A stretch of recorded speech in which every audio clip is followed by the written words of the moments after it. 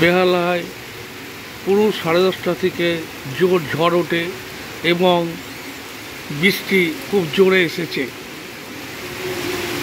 এত গরম ছিল, মানুষ হিমশিম খাচ্ছিল।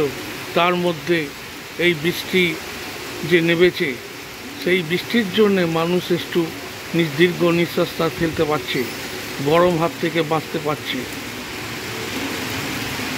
তুম জোরে বৃষ্টি হচ্ছে, তার নমুনা দেখাচ্ছি আমরা বেহালা থেকে।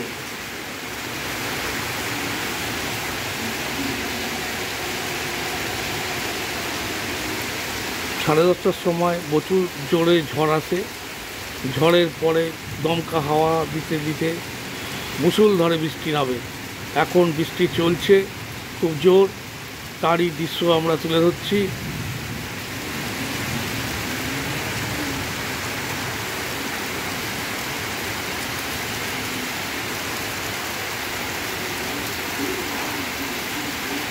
গরমের চোটে মানুষের নাভিশ্বাস হয়ে দাঁড়িয়েছিল, এই গরম কমবে কবে।